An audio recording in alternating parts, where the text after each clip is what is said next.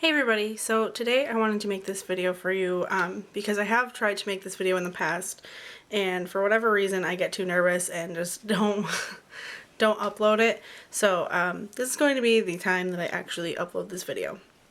So I have a whole bunch of notes, and if you could bear with me because they're kind of all over the place. I wanted to make a video about my eczema story because actually one of the reasons that I got into doing makeup and skincare and all of that is because I have eczema, and I wanted to kind of help people learn how to deal with it and also kind of get it under their own control so they don't always have to worry about constant flare-ups like on their face or on their body or anything like that. I guess we'll start off with a little bit of history here.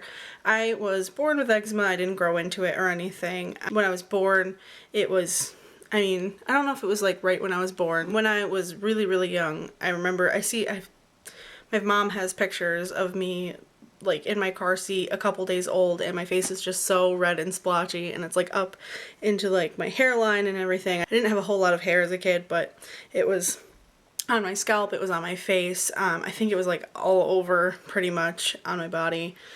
And I don't really remember having it when I was a young kid, like 3 or 4, but I don't really remember a whole lot from that time in my life anyways. From what I know, looking at pictures of that age between like 3 and probably 5 or 6, I don't really remember seeing any like flare-ups or patchiness in any of those pictures. However, it really became obvious when I started middle school, really. That's kind of when I started going through, don't make fun of me, my goth phase.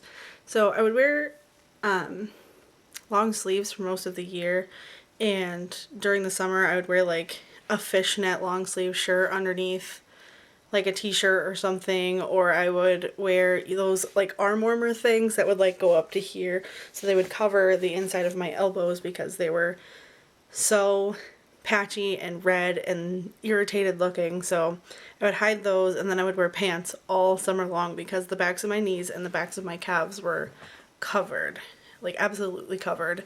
So I was super embarrassed about all of that, so I would wear the long sleeves and the pants all the time and cover it up so that nobody could see what I was trying to hide. And I spent a lot of middle school being very uncomfortable, and I don't think I actually wore shorts until I was probably a senior in high school, and I would wear the ones that go down to your knees anyways, so they would kind of cover the backs of my knees. But by then, the backs of my calves actually started to kind of heal up for some reason. I noticed that if I continually shaved my legs, which sounds really weird, but if I continually shaved my legs like daily or every other day, the hairs wouldn't like irritate the skin or anything, and it wouldn't make it itch or tickle or anything, so it wouldn't be itchy, so I would leave it alone. I don't know why, but sometimes it would heal in one area and then move to another area, or it would start in one area and get better in another, and it was always weird like that. And then it seems like every other year my eyelids get really bad, and then in the last couple of years, starting in 2013, I actually started having breakouts on my face again, which is awful. Normally it starts right in here, and if it's like starting here, it usually spreads if I irritate it anymore. It's normally, move my glasses, it usually starts right here, and then it'll move outwards onto my cheeks, and if I mess with it, my eyes get all swollen, and then it gets way worse, which is awful. Eczema can be caused and made worse by a lot of different factors, such as food, which I didn't realize until my mom started bringing me to an allergist, because I am allergic to most nuts and tree nuts and all that business. So I can't have like peanut butter or hazelnuts. I can't have Nutella, which I know, shoot me. Snickers bars, anything, peanuts, tree nuts, walnuts, hazelnuts, all of that stuff, I can't have it. For some reason, they've actually seemed to find some sort of correlation between having a nut allergy or having asthma to be linked to having eczema as well, which is funny because I have both nut allergies and asthma. So, that being said, I guess it kind of makes sense that I have this as well. eczema is also linked to having a sensitivity to milk products as well. I'm not sure if it's really lactose intolerance or if it's just milk products can trigger a reaction for eczema prone people, but I remember my doctor telling me that since I was a kid, and still tells me that to this day. So that's also a link to it. So one of the ways you can start to kind of control your flare-ups and everything would be to kind of try an exclusion diet. And normally it takes about 2 weeks for any sort of food or byproducts or anything like that to leave your system. So if you're going to try this, if you're going to cut out milk or dairy, you're not allergic to nut products, but you wanted to see if that was one of the triggers, it takes about 2 weeks for that to leave your system. So you would have to at least go 14 days without it. And normally I've noticed when I do cut down on dairy products, it does heal a little bit faster for me. So it's definitely something to give a try and to think about if you're really having serious flare-ups. Another thing that causes flare-ups is stress. And I can't tell you how often I find myself stressing out about things and I'm anxious, and then on top of like having a flare-up, which makes it worse. And I've noticed like if I am really, really anxious that day, I get more itchy and like I have to like scratch at things, which is never a good thing because scratching just makes it worse. And one of the ways you can help with stress is to, if you do feel like you have anxiety, talk to a doctor and see if there's anything they can help you with in that aspect. Or if you try breathing exercises, if you do yoga or anything like that, you can try breathing exercises just sitting there in your chair or standing up at work or whatever you wanted to do or wherever you are to help kind of calm yourself and, you know, bring down the stress level, which will ultimately help you with the itchiness level, as I've found in my own personal experiences here. I didn't realize until I started doing research for this video how important that sleep is for any sort of flare-ups with your eczema and everything. So the way that it kind of correlates in scientific terms here that I've found in multiple places actually, but the way your body works is when you sleep a regular 7 to 9 hours a night and keep your sleep patterns fairly regular, it helps regulate a chemical in your body called interleukin 6, and that I believe from what I've read has a significant balance in your body. So if you are not sleeping enough or not sleeping well, the interleukin 6 chemistry in your body actually throws off the rest of your body chemistry as well, which would cause the flare-ups from your eczema.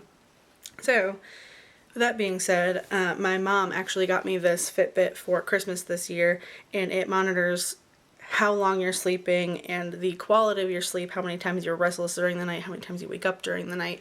So I've been trying to keep more of a hold on how often and how well that I'm sleeping, especially now that I'm working a Monday through Friday job.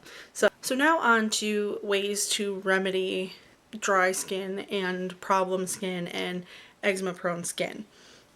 Now, if you're having a severe flare-up and literally cannot take the itchiness or the burning sensation, which I have had several times in my life, specifically within the last couple of years since 2013 when I started getting the flare-ups on my face again, cold therapy is actually a very helpful tip to kind of learn how to use, which is, I say tip, but it's really just putting an ice pack on your face.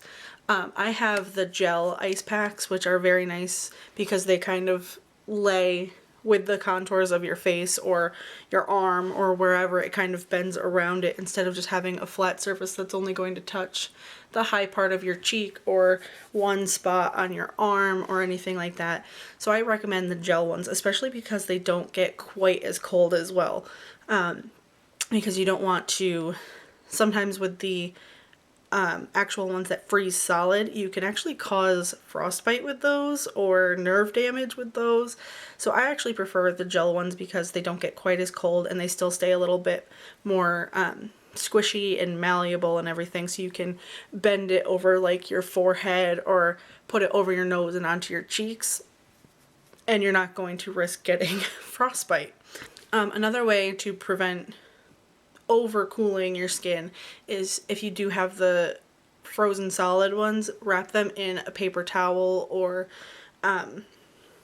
even a t-shirt. I've done that before. If you just wrap it in a t-shirt so it's soft against your skin but still cold enough that you feel it through the shirt, that's definitely going to help you relieve some of the discomfort that comes along with a massive flare-up. I have actually gone to the doctor since I was very little about my eczema problems, and for a long time it was pretty much manageable while I was at home for the most part, and they would do oatmeal baths and everything, which I don't really see the difference with an oatmeal bath, but some people swear by them, so there's always hope for that and giving it a try.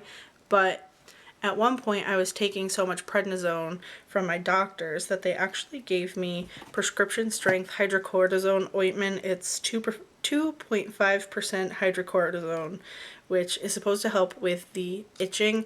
I've never had hydrocortisone help with the itching, but this is super moisturizing. It is an ointment, obviously, so this would be one of the most hydrating things you can use on your skin, and a skin protectant. So if you are having a wicked flare-up, this would be one of the best things to use on your skin as a protectant. If you ever plan on using hydrocortisone directly on your face or anywhere else on your skin, you have to know that the prescription strength, the 2.5 or higher, if you use it for, I believe, more than twice a day for, I believe it's a week, it could even be 5 days.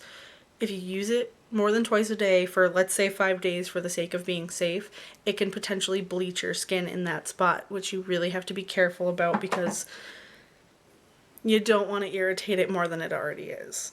So, while it's very helpful to have around during extreme flare-ups, you really have to be careful about how often and where you are using it. Another thing that I've learned in the past, and it took me so long to figure this out because my doctors would always tell me to use something oil-based or oil directly onto my skin.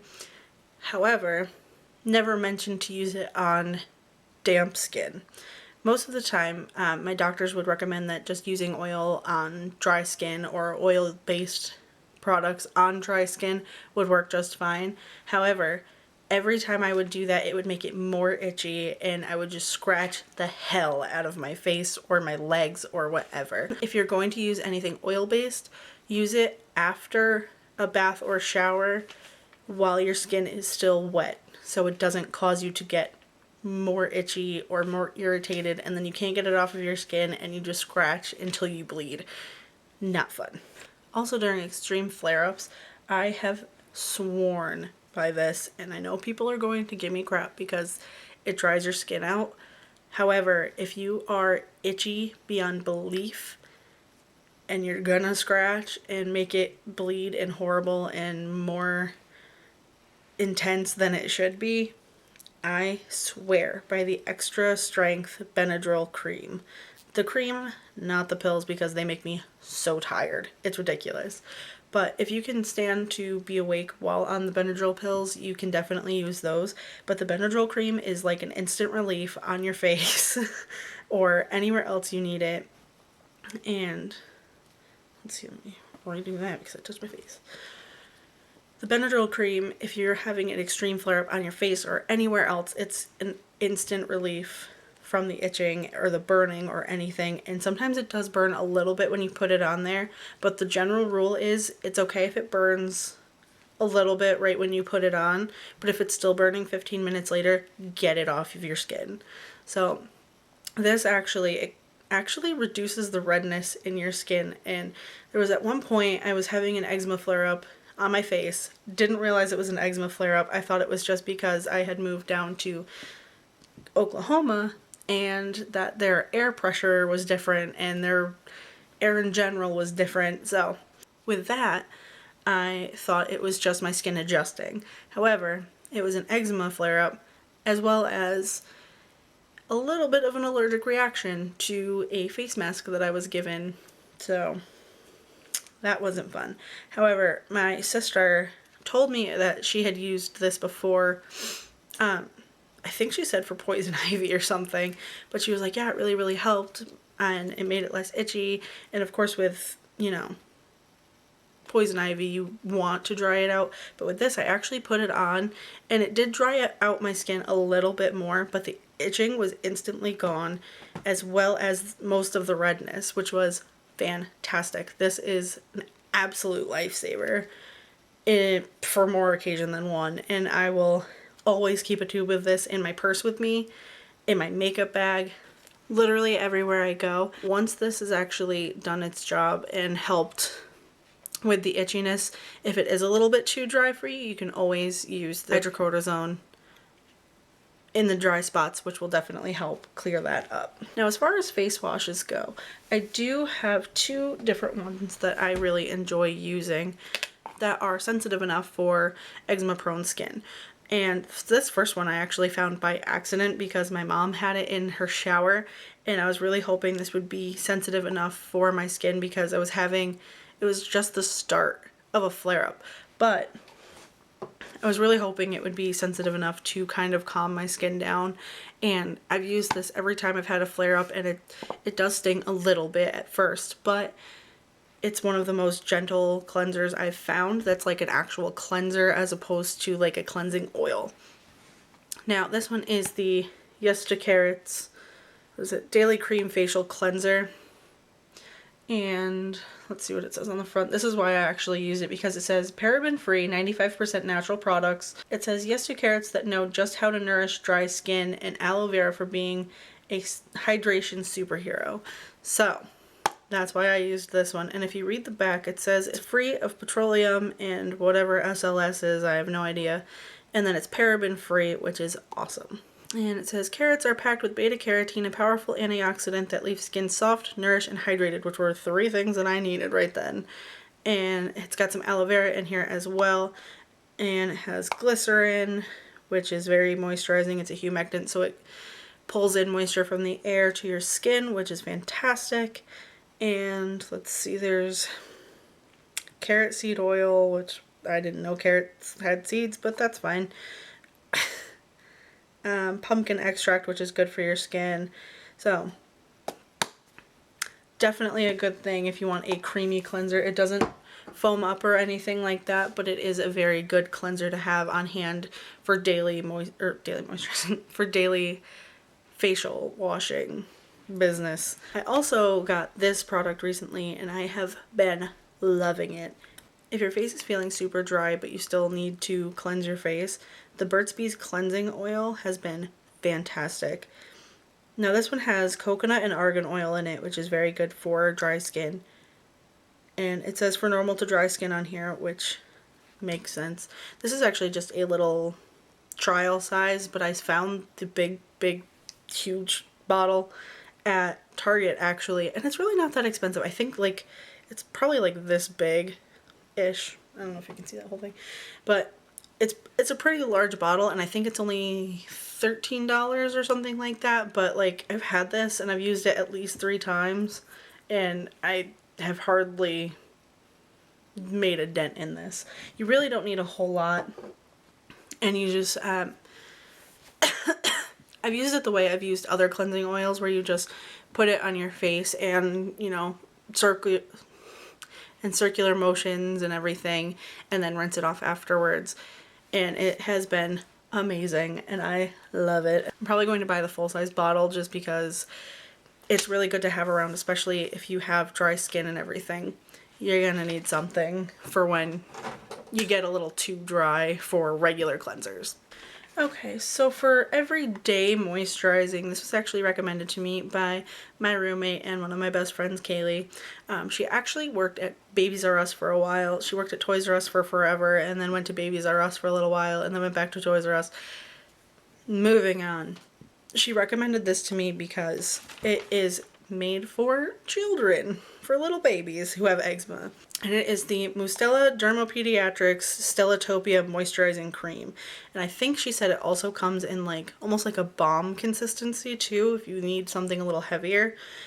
So this says it moisturizes, smooths, and rebalances for dry eczema-prone skin. And it's free of fragrance, colorant, and parabens. Hypoallergenic, tested under dermatological control. I can speak English. But this is what the bottle looks like. You can get it at Babies R Us. And the back of this actually says, for face and body, newborn babies and children. And it says apply twice daily to clean, dry skin, paying special attention to particularly dry areas. I use this on my face every single time, either right after I shower or right before I go to bed. And sometimes in the morning too. Sometimes I use a lighter moisturizer if I'm already feeling, you know, pretty normal that day. But this has been a lifesaver repeatedly all the time, because if I start feeling dry, I just layer it on real quick, and most of the time it does the trick for me so it doesn't get out of control. So this has been fantastic, and actually sometimes makes me feel oily, which honestly, so prefer being oily over dry. Can't tell you how much I would rather be oily than dry. I used to have oily skin and I cannot tell you how much I miss it. It's crazy. And now for you ladies who wear makeup like I do, most of the time makeup setting sprays are mattifying, which drives me nuts because I can't do mattifying things because it makes me more dry than I already am. So enter the Pure Minerals Miracle Mist, which is a hydrating setting spray. It says right there, hydrate and set. Fantastic. Love it. It smells like oranges. And after you've already applied your makeup, if you feel too dry, you can just spritz it on there. And if you still feel dry after, you can spritz a little more on there and it's not going to ruin your makeup. Love, love, love, love, love this so, so much. It smells fantastic. It does amazing things. Cannot speak highly enough of it. It's really not that expensive either. I believe it's pretty much on par with other setting sprays, and I just shook this up. But obviously, with this one, I've had it for a while, and I haven't even used a whole half of the bottle yet. Let's see, I've had this since, I want to say, June, and it's now January. So it's been at least a good 6 months, and I still have a ton of it. And now that we've made it through all the products that I normally use in, you know, regard to my eczema prone skin, I would like to just mention a couple of things here, tips and tricks, if you will. And just like one little saying that I've heard. So the saying itself is, if you wouldn't do it to a sunburn, don't do it to your eczema. So don't smack it, don't scratch it, don't, you know, pick at it, leave it alone. It's essentially the same thing as a sunburn, and it's healing skin after a traumatic, I guess you would say, experience, because, you know, a chemical imbalance can be traumatic to your skin, as well as sun damage can be traumatic to your skin. So if you won't do it to a sunburn, do not do it to your eczema prone skin or flare-ups or anything of the sort, because you will make it worse. As always, drink more water and or herbal teas, because they have been actually somehow linked with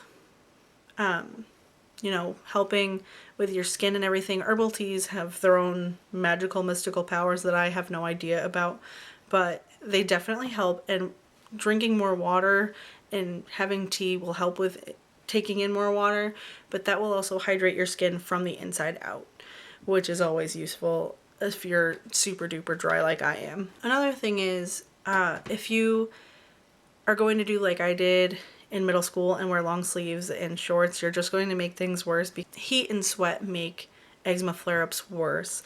So it may be a little uncomfortable at first, but wearing shorts and t-shirts or tank tops or anything like that will definitely help, you know, keep the heat and the sweat away from the areas that are already irritated, which will help them heal a little bit better.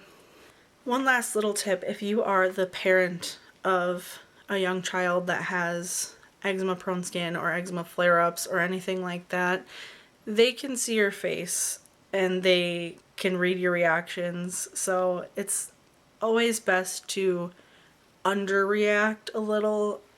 When you look at things like their flare-ups or anything, don't cry if you can in front of them. Don't gasp. Don't go, oh my god, or oh, that's horrible, because then they feel worse and they can sense your panic or anything like that.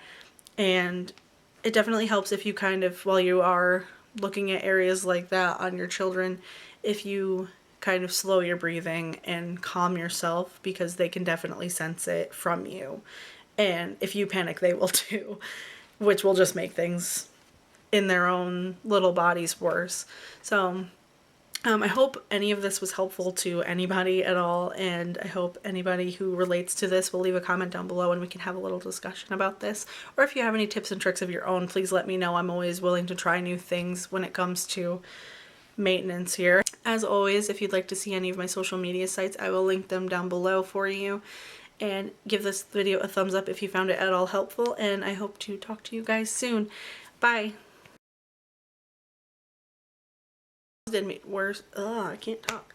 Also, eczema is also a sensitive my life. Are you kidding?